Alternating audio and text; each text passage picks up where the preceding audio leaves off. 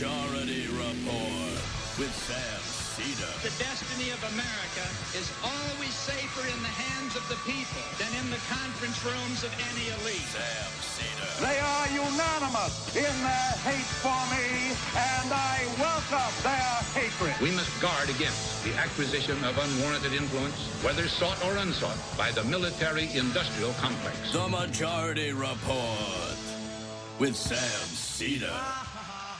Ever get the feeling you've been cheated?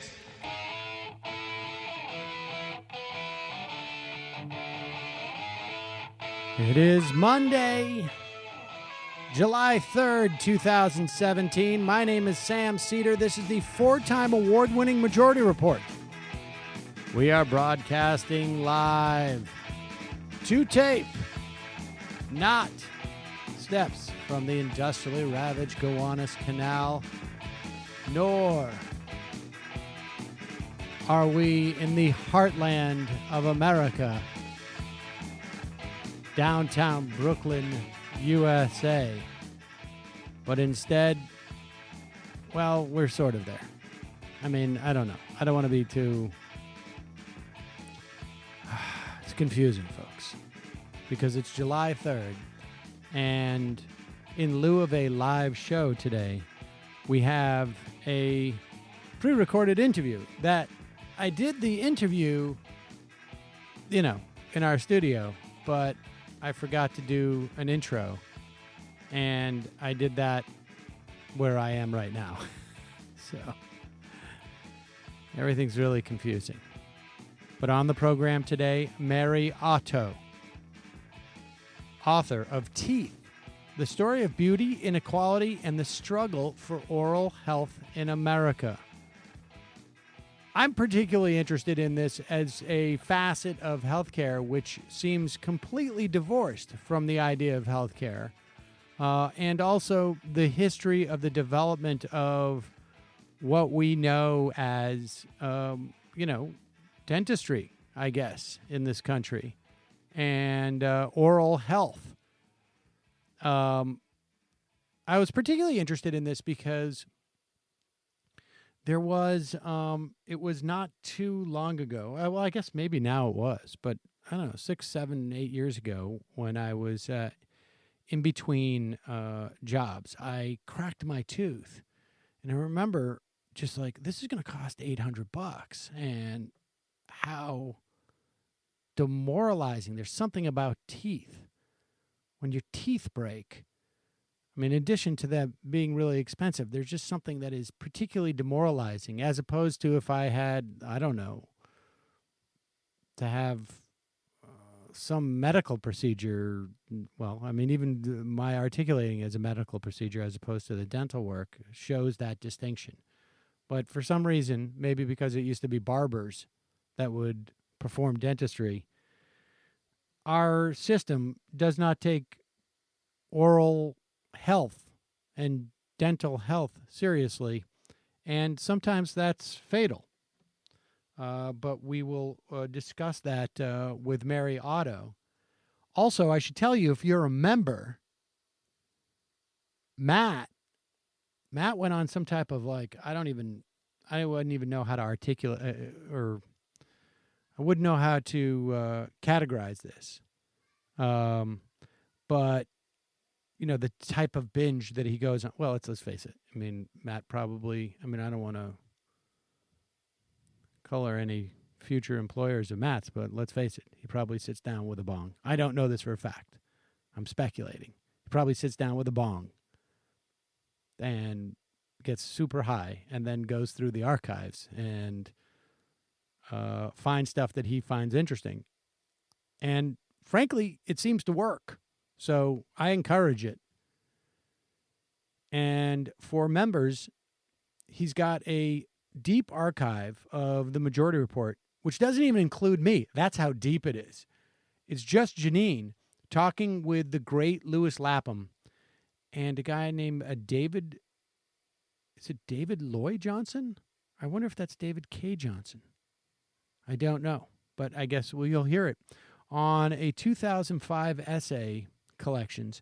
What do we know about the left? And he said he listened through And this is the text he sent me. P, relevant and interesting, given current conversation. This is from January 05. I don't know what P means, but it's possible.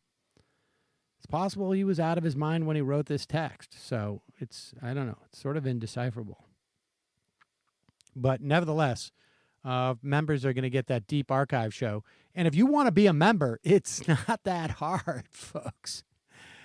First, all you have to do is go over to Matt's apartment and pay him in bags of, or I guess he takes like tea and also oils, tinctures. You just have to give Matt a lot. No, wait, that's not it. You go to jointhemajorityreport.com. Yes, jointhemajorityreport.com. That's where you can become a member and have access to these shows. And you're like, oh, yeah, but I already missed it, so what's the point?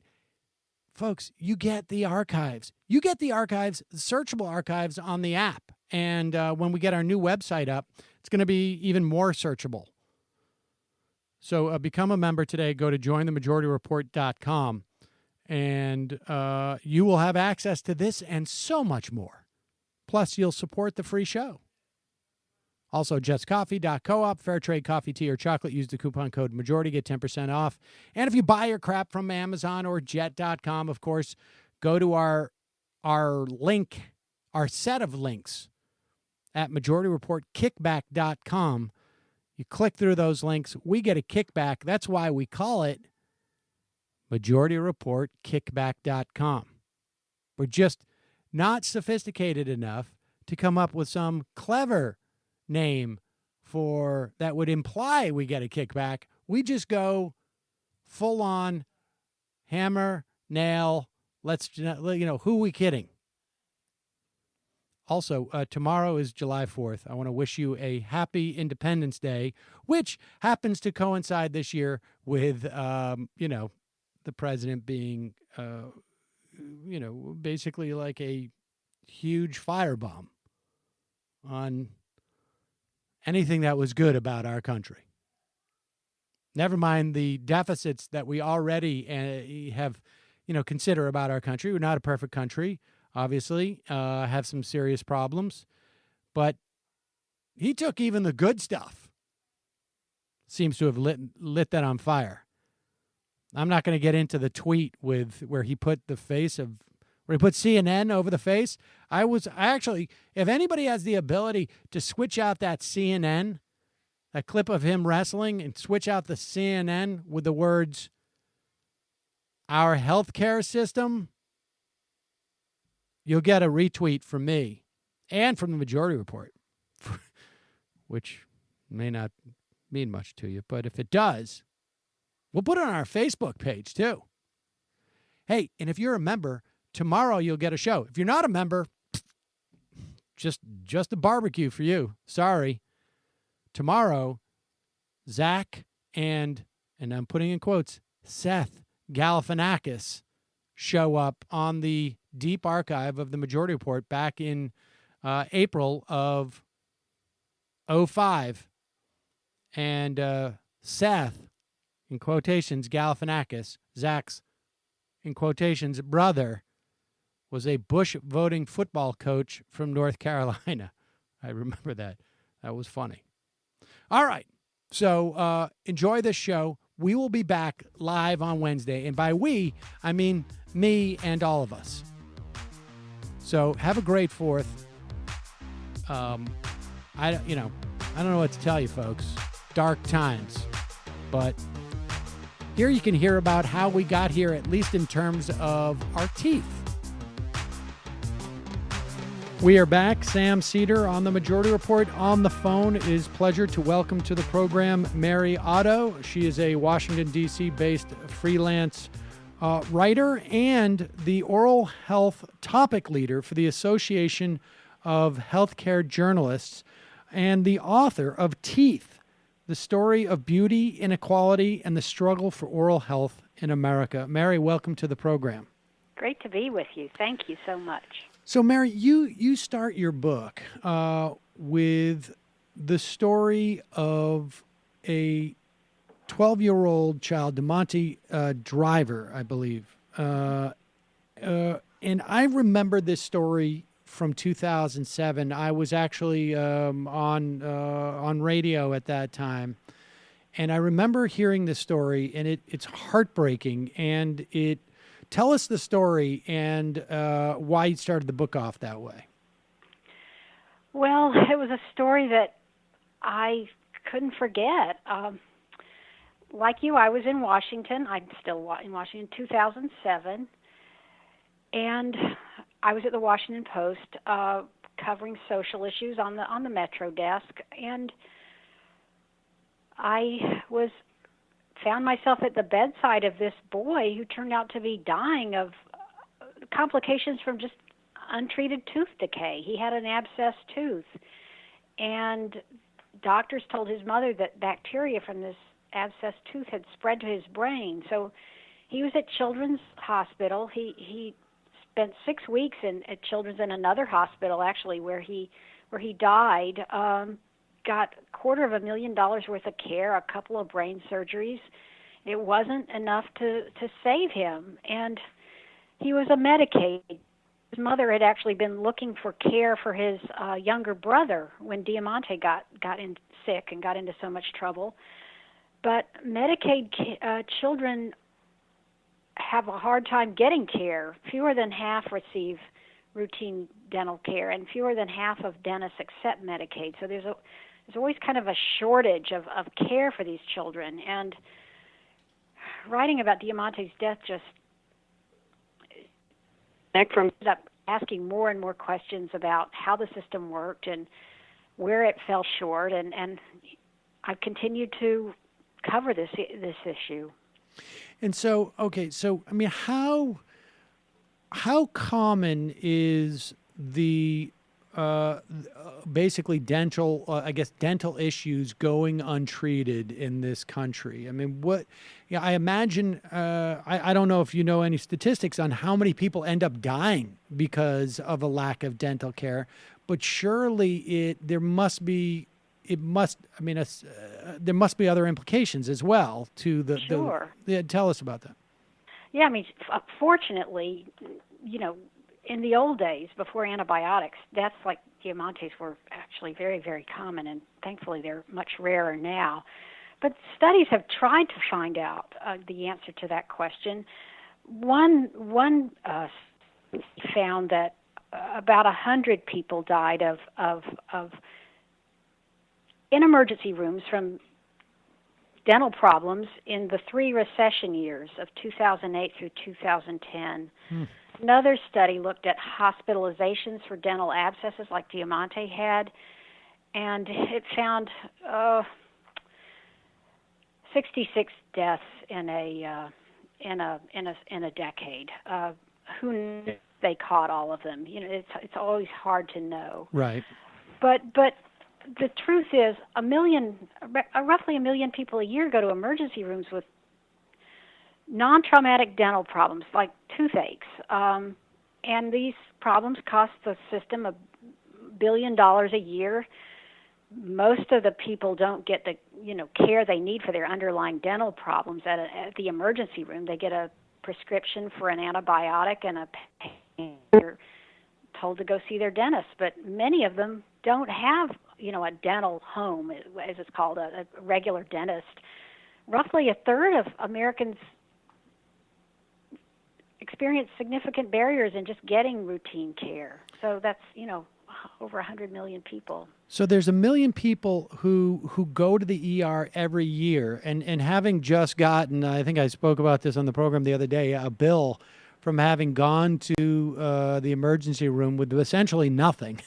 It was something like $1,400 just to walk in the door. Never mind the tests I got. So we're talking a tremendous amount of expense. Yeah. And you also write that the number of people going to the ER doubled between the year 2000 and 2010. What was that a function of? Well, some of it was lost benefits, the financial difficulties that the country was going through in those years, shortage of dental coverage, economic hardship. People people end up going to the emergency room because the door always opens. You know, you don't have to have any money in your pocket or any kind of identification. You know, they're required to stabilize anyone who comes in. And, you know, if they can't treat a dental infection, at least dispense medicine for pain and infection. But it's just the worst, most expensive way of handling these problems. Well, let's talk about, I mean, let's start with, and you cover obviously the history of both the development of dental care and also the history of, I guess, insuring for that care. Let's start with the idea that dental care, and let's go back historically to sort of find the origins of this. Mm-hmm. Dental care in this country, I think, as most people know, seems completely divorced from healthcare, broadly speaking. I mean, it's almost, I mean, I would say that even to a certain extent, mental health is more closely aligned with the healthcare system, it seems to me, both the delivery, the practice, the associations, than dental. Is that a fair assessment? You know, it might be, as we are growing awareness of how mental health affects overall health, has probably contributed to more integration. I mean, and I think on some level, an awareness of how oral health affects overall health might be kind of leading us that way too. In addition, there's this kind of growing, political understanding that oral health is important and should be included in our healthcare system. But you're right. It's the history of this goes back, I found out, to 1840, when the first dental college in the world was established in Baltimore. And there's a kind of creation story of the profession of dentistry in that story of the school. Apparently, these two self-trained dentists, in those days dentists were considered tradespeople. They learned their skills, their manual skills, from more experienced practitioners, and they kind of went out and called themselves dentists and mostly extracted teeth. But were they working at barbers? Was at that point, like, was everything you do, like a barber shop was just sort of like one stop, hair and teeth, and not in the health? old days? Yeah, okay. I mean there were, yeah, the barber surgeons. You know, from the Middle Ages, they did all kinds of very personal services like tonsuring. You know, you're cutting your hair, trimming your beard, dental extractions. They did cupping and leeching and other kinds of things. You know, considered skills that took a certain amount of dexterity and practice to do.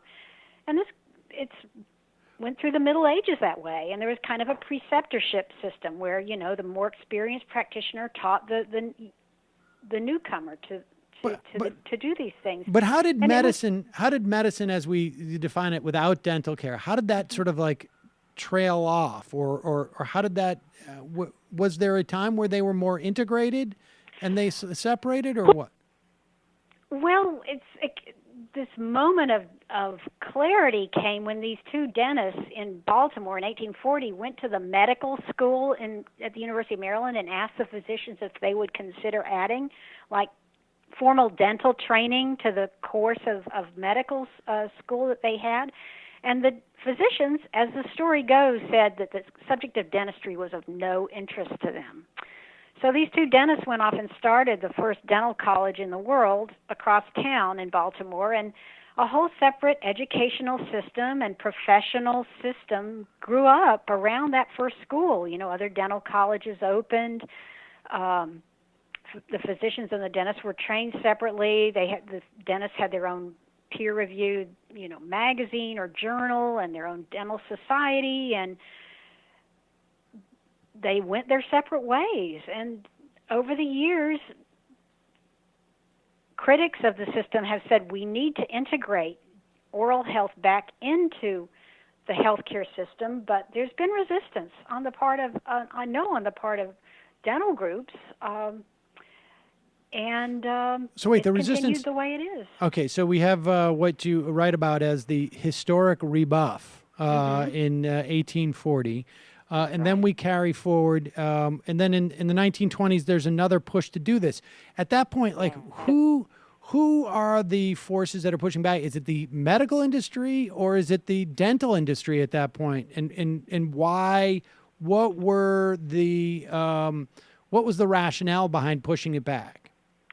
You mentioned the 1920s. There was, at that point, there was this biological chemist named William Guise. He was kind of a prophet from Columbia University. He visited every dental school in the United States and Canada, and he called for dentistry to be considered an essential part of the healthcare system. He said, dentistry can no longer be accepted as tooth technology, as mere tooth technology. But organized dentistry, by that time, was fighting to keep dental schools separate and defending the professional autonomy of private practitioners. I mean, more recently, Surgeon General David Satcher, back in 2000, in his really landmark report, Oral Health in America, talked about the necessity of integrating dental care into the healthcare system and providing, building a system that can reach all Americans. But dentistry's been somewhat an insular profession. It's based on private practice. Dentists, have their own practices and kind of defend their right to accept the patients they want to treat and serve the communities they decide to serve, and it's a hard thing to change. I mean, when we go back to the 1920s and then through the years, has that been, I don't want to, look, I know some great dentists. I know some dentists personally, and I've had some wonderful dentists. There is a sense among some, I don't know why I'm being so sensitive about this, but there is a sense among some that sometimes dentists are looking for innovative products to generate revenue for themselves. And so let me ask you, has the hesitance been, at least in terms of, in some way, becoming more associated with medicine? Has the roadblocks been on the sort of more medicine side? And I shouldn't even say medicine because that's bias in itself, but I guess what we traditionally consider of healthcare, has it been on that side of the equation? Has it been on the dental side of the equation? And to the extent that it's been on either one, is the idea, at least from the dental side, like, we don't want the possible constraints or oversight that might come with being part of the broader healthcare system? Well, I know in my research I found there were a number of critical moments when organized dentistry opposed government efforts to integrate and dental care into a larger national kind of healthcare system, and it's defended the private practice system and its control over the marketplace for dental services. I mean, when they were talking about, in the years between the two world wars, when there was discussion by President Roosevelt to establish a national healthcare system, dentists and physicians actually together to fight nationalization.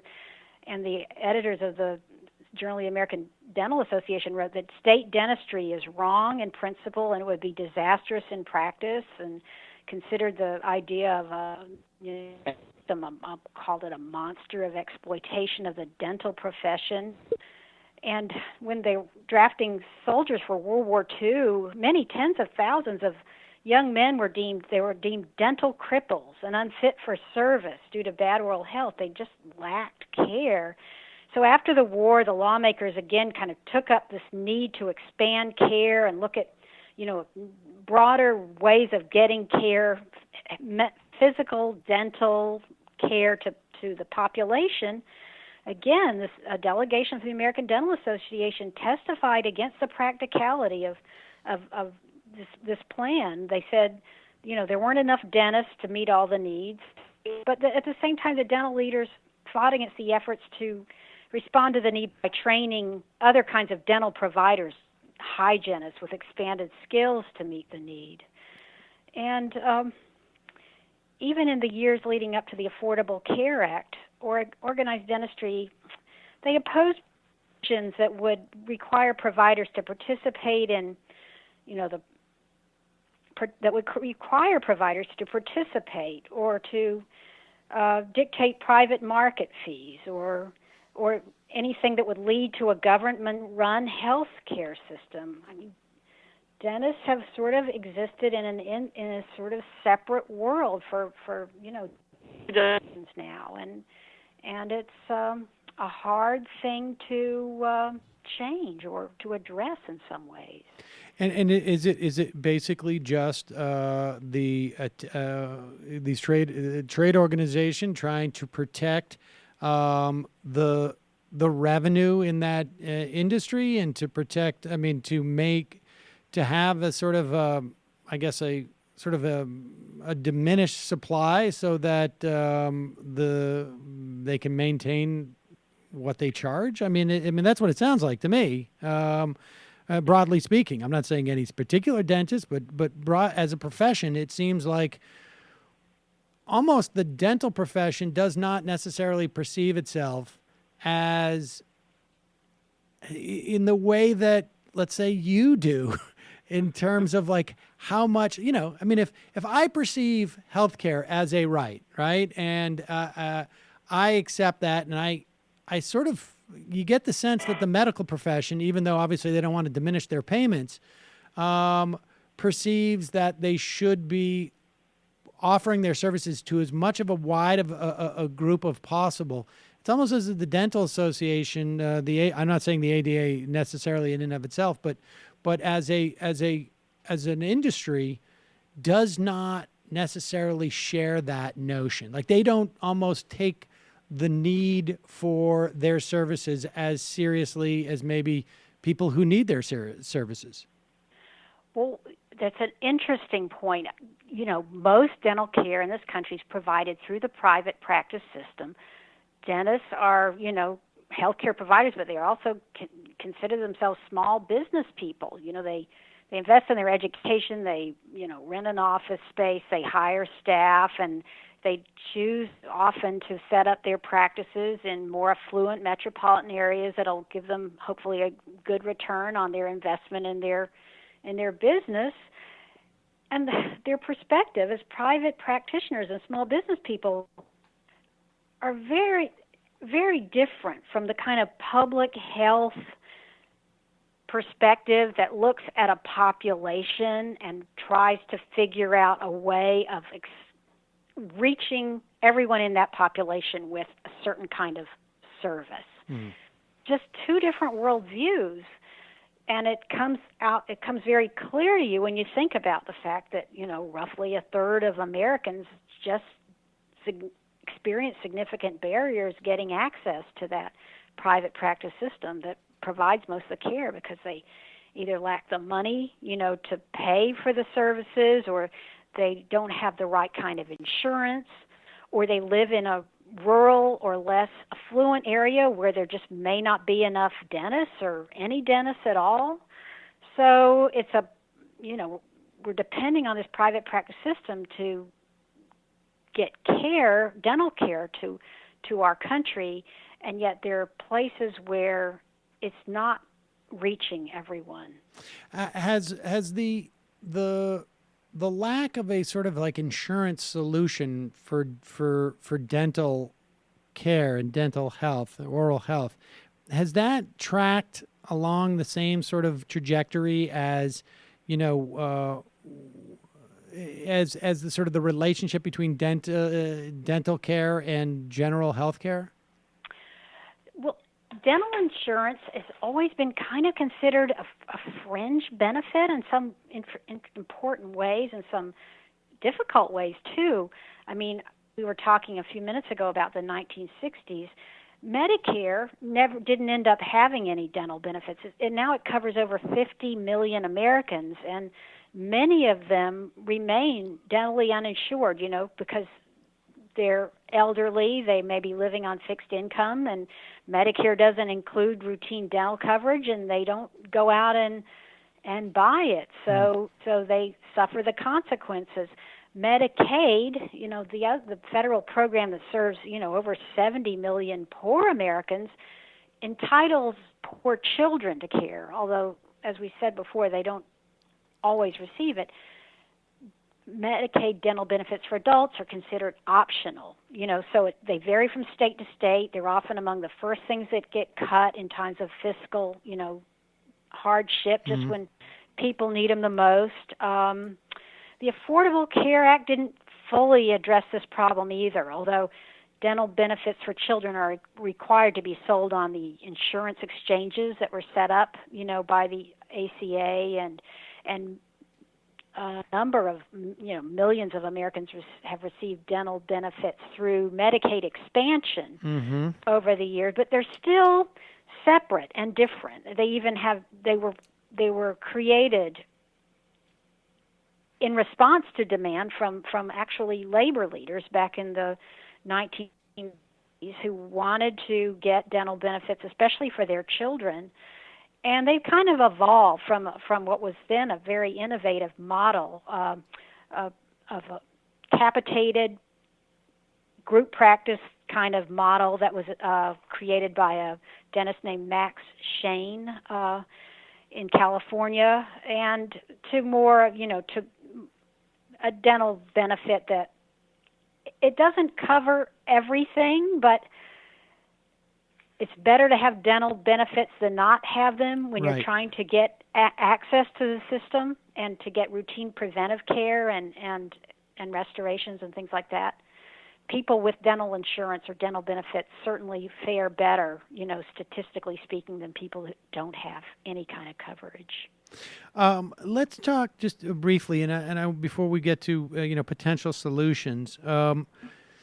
How much of, because you write in the book about the sort of the social implications of dental care. I mean, it's the subtitle of your book is the story of beauty, inequality, and oral health. I mean, where does beauty and inequality? I mean, obviously, inequality comes in this because it is an expensive service. It is one that is not covered by insurance. It's not covered as well by public social insurance.